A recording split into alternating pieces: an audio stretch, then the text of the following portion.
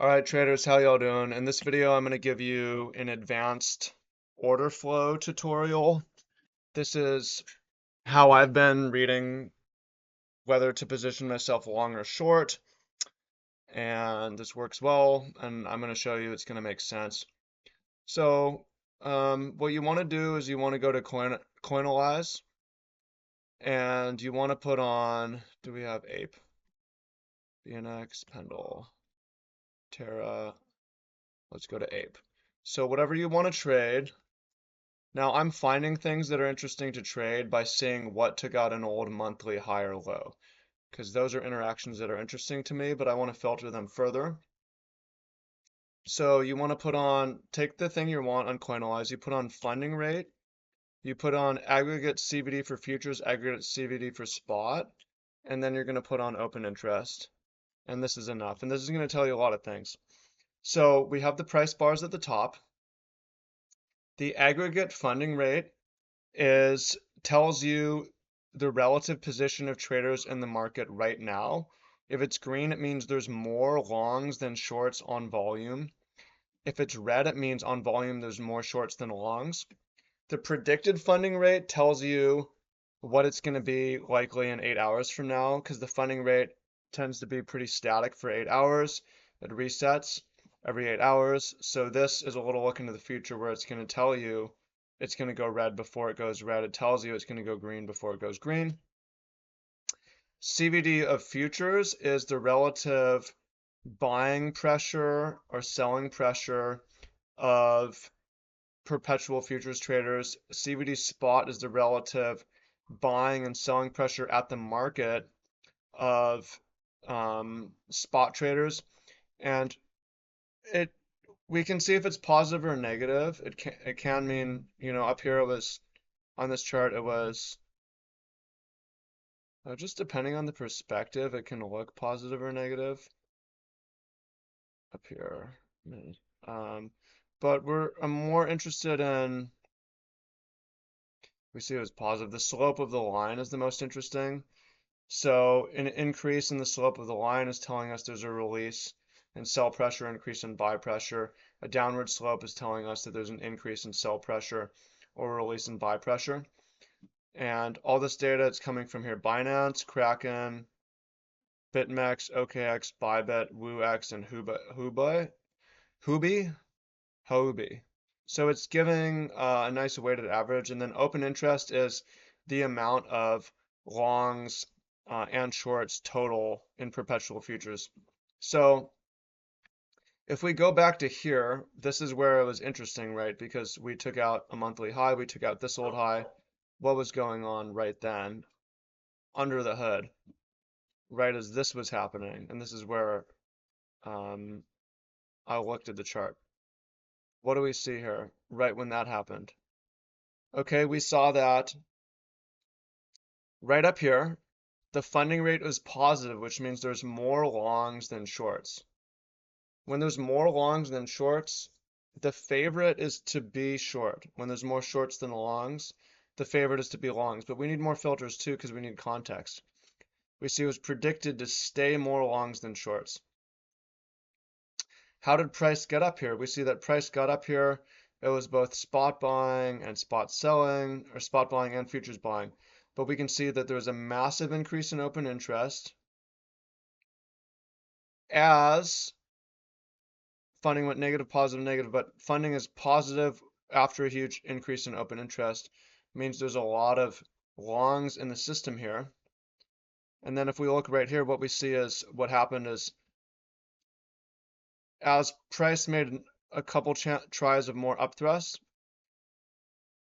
future traders were continuing to go long, but spot was starting to sell off, right? So we have a situation here where people are selling their ape coins. Futures traders are going long ape coins. There's a lot of future traders that have been long ape coins. And so what you could do is go short at the market here. What I tried to do was have a limit order, and I just logged off, and it didn't fill. But what I thought would happen happened, and the target, you just target down here at the low of this, which hit. Now, what do we think about price now? Is this a long? Is this a short? Well, let's look at order flow. And we only want to trade when it's really heavily in our favor. Well, what has happened as prices come down from this bottom right here? Look, now traders have gotten net short, and you can see the selling pressure coming down, and you can see that spot has been picking it back up. Now we see that I'm going to mute this for a moment to let these police cars pass. Okay. Now from the bottom, what do we see here, right? A buying pressure come in or a release of selling pressure at least. Selling pressure on CBD futures, but the futures we see open interest coming down, so probably what it is a lot of longs getting stopped out, and it's leaving just shorts to be squeezed potentially. So does this now look like a safe short? No. Does it look like a good long? No, it also doesn't look like a good long either. So we would leave it alone, and if I had been short ape, we would get out here and go along with our day. So that's one of the things we look at. Yeah, let's go ahead and let's look at, yeah, this one is ignoring. Oh, let's go ahead and look at Bitcoin and look at a couple interesting, actually I have it right here. Let's look at a couple interesting things that have happened and been happening. Okay, so price comes down. Let's look at this on a little bit of a higher time frame. Spot sold. Okay. Futures sold. Funding went super negative. Open interest has stayed between 14 and 18 billion. Right now, we have more sellers in the market, but it looks like with the predicted funding, it's going to go positive. There's going to be more longs than shorts the next funding in 8 hours. We also see global across the market space that the leverage has been building up a little bit. And what we've been seeing was an increase in open interest here that coincided with, well, initially, if we look here, we start to see at this bottom, spot buying, okay, futures have started to buy as well, funding negative in here. Actually, futures was selling in this range, right? So let's look closer at this range right here, which broke upwards, right? In here we see spot buying, future selling, negative funding. So we got a release to the upside. In here, before a little pullback, funding went positive, spot started to sell. This leverage had to come out a little bit. We had a little pullback, and then price rebounded from that, breaking up. And what you want to see is price moving up and funding going negative